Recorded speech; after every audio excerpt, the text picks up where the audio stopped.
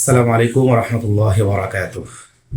আমাদের অনেকেরই জিজ্ঞাসা হচ্ছে যে এই বছর অর্থাৎ 2025 সালে কত টাকা থাকলে আমাদের উপর কুরবানি ওয়াজিব হবে।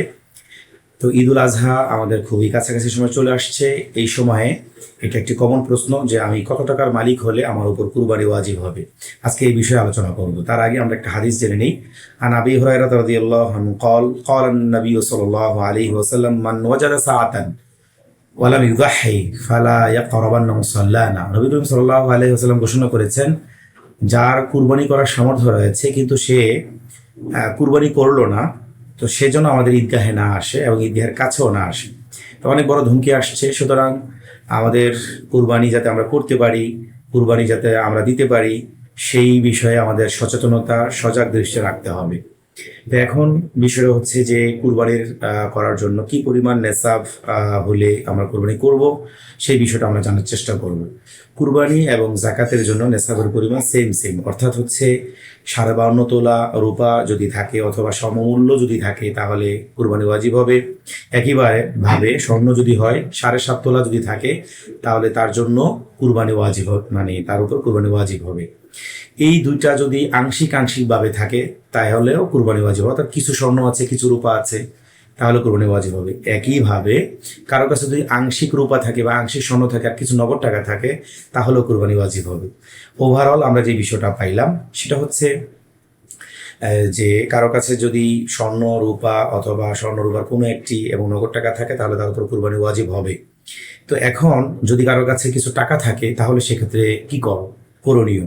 সেক্ষেত্রে হচ্ছে আমরা মানে রূপা দিয়ে আমাদের মূল্য নির্ধারণ করতে হবে, টাকার পরিমাণটা বের করতে হবে। অর্থাৎ বর্তমান বাজারে রূপার মূল্য কত, সেভাবে 52.5 তোলা রূপার মূল্য বের করতে হবে।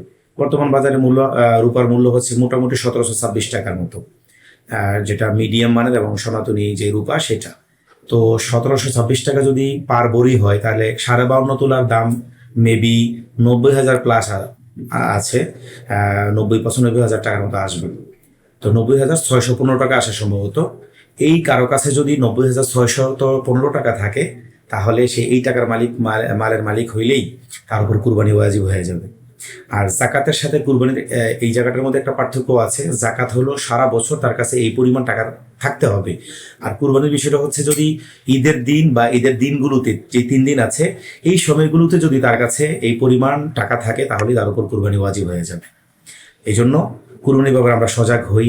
নিজে মাসআলা না জানলে আমরা আমাদের নিকটস্থ ওলামায়ে কেরামের শরণাপন্ন হব, তাদের কাছে পরামর্শ ভিত্তিক আমরা কুরবানির প্রস্তুতি গ্রহণ করব। চাই আমার কাছে রূপা থাকুক অথবা স্বর্ণ থাকুক অথবা নগদ টাকা থাকুক, ঋণের বাহিরে এই জিনিসটা থাকতে হবে। অনেকে আছেন যে তার কাছে 5 লাখ টাকা আছে, কুরবানি করার মতো সামর্থ্য আছে, কিন্তু সে 6 লাখ টাকা ঋণ, তাহলে আগে ঋণ পরিশোধ করতে হবে। সুতরাং আপনার কাছে 5 লাখ টাকা আছে, 5 লাখ টাকার মালিকও আপনি না, বরং এই 5 লাখ টাকার মালিক হলো যারা আপনার কাছে টাকা পাবে তারা। সুতরাং আপনার উপর কুরবানি ওয়াজিব হবে না। তো হিসাব করতে হবে ঋণ বাদ দিয়ে আপনার কাছে নিট কত টাকা আছে, সেই হিসাবে আপনার কুরবানি ধর্তব্য হবে। কুরবানির মালের কুরবানির নেশাব যাদের পূর্ণ হয় তাদের প্রত্যেকের উপর কুরবানি দিতে হবে, চাই সে নারী হোক পুরুষ হোক, একইভাবে একই বাসায় একাধিক সদস্য থাকুক, প্রত্যেকের উপর কুরবানি ওয়াজিব হবে। যতজনের সম্পদ থাকবে আলাদা আলাদা, এমন যেন না হয় যে আমার মা বাবা কুরবানি দিচ্ছে আমার কেন দিতে হবে, তারপরে হাজবেন্ড কুরবানি দিচ্ছে স্ত্রী হিসেবে আমার কেন দিতে হবে, এই জিজ্ঞাসা যেন না আসে, বরং প্রত্যেকের আলাদা আলাদা দিতে হবে। হ্যাঁ, আপনারা চাইলে পরিবারের পক্ষ থেকে একটা পশু কিনে প্রত্যেকের নাম সেখানে দিতে পারেন, যে হ্যাঁ আমরা বাবা ছেলে মা সবাই মিলে আমরা একটা নিলাম, নিয়ে আমরা 4 নাম 5 নামে আমরা একটা পশু কুরবানি করলাম।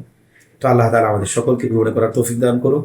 নেশাব পরিমাণ মালের মালিক যারা আছি সকলেই যেন সচেতন থাকি এবং কুরবানি দেই, সেই দিকে সকলে দৃষ্টিপাত রাখি। আল্লাহ তাআলা আমাদের সে তৌফিক দান করুন।